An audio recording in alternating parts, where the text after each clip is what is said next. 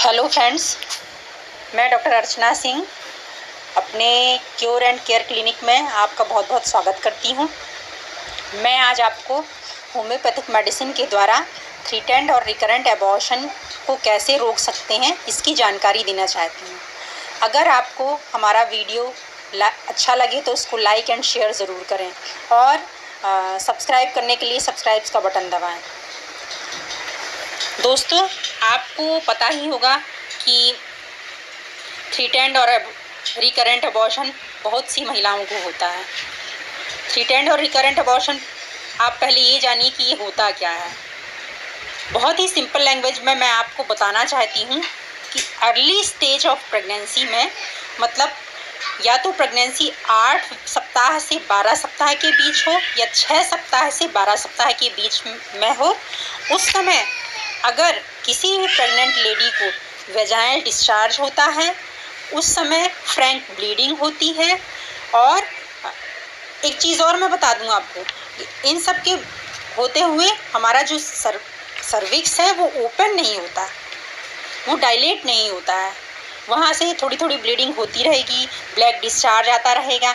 कई दफ़े ऐसा होता है, इस ब्लैक डिस्चार्ज आने के पहले बहुत मात्रा में लोग कहते हैं कि मुझे पानी आया, उसके बाद से मुझे ब्लीडिंग शुरू हुई।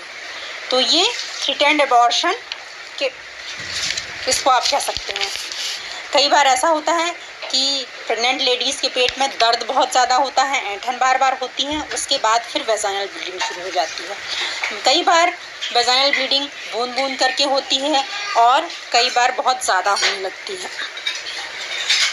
तो इस तरह से कुछ महिलाओं को आपने ये भी देखा होगा कि फर्स्ट 3 मंथ में एक बार एबॉर्शन हो जाता है, दोबारा एबॉर्शन होता है। जब भी वो कंसीव करती है तो उसको 3 महीने के अंदर एबॉर्शन हो जाता है, उसको हम रिकरेंट एबॉर्शन कहते हैं।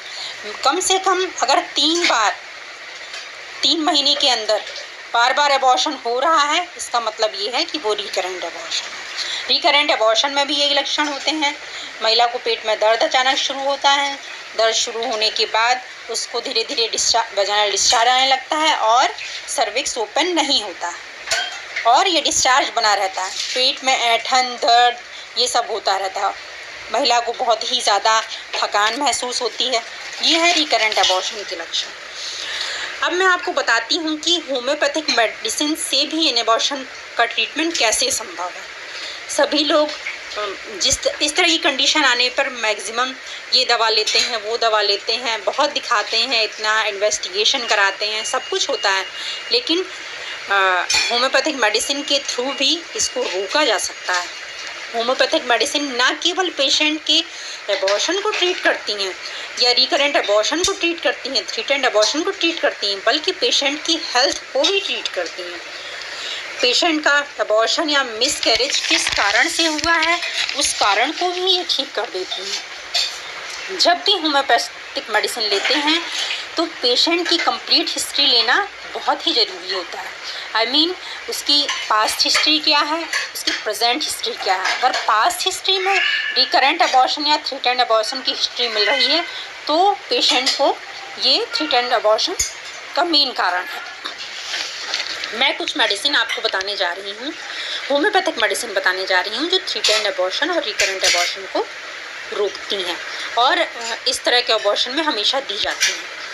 जैसे Apis mellifica, arnica Montana, third है कॉलीफाइलम, क्रोकस सटाइवस, सेबाइना, सीपिया, वाइबर्नम ओपुलस।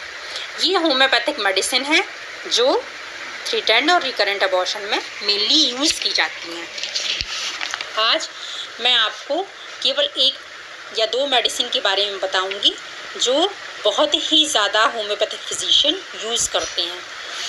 जैसे कॉलीफाइलम और हेलोनियस, ये टॉप ग्रेड मेडिसिन हैं जो रिकरेंट और थ्रीटेंड एबॉर्शन के लिए यूज़ की जाती हैं।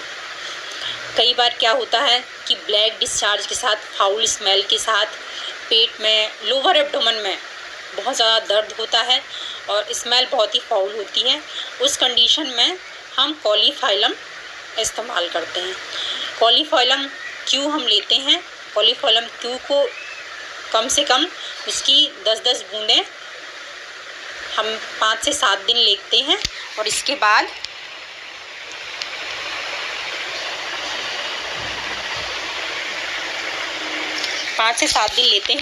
और इसके बाद हम जो भी सिम्टम आते हैं उस सिम्टम के बेसिस पर और भी मेडिसिन, होम्योपैथिक मेडिसिन उस पेशेंट या प्रेग्नेंट वुमेन्स को दी जाती हैं। जब भी प्रेग्नेंट वुमेन प्रेग्नेंट होती है या प्रेगनेंसी से पहले अगर उसको इस तरह की कंडीशन है तो उसको होम्योपैथिक फिजिशियन से पहले ही आकर मिलना चाहिए, जिससे उसका ट्रीटमेंट पहले से ही शुरू किया जा सके और उसको इस तरह के 8 वीक से 12 वीक के अंदर या 10 से 12 वीक के अंदर अबॉर्शन ना होने पाए। अगर आपको मेरा वीडियो बहुत पसंद आया है तो आप इसको सब्सक्राइब, लाइक ज़रूर करें और कमेंट्स ज़रूर लिखें। थैंक यू दोस्तों।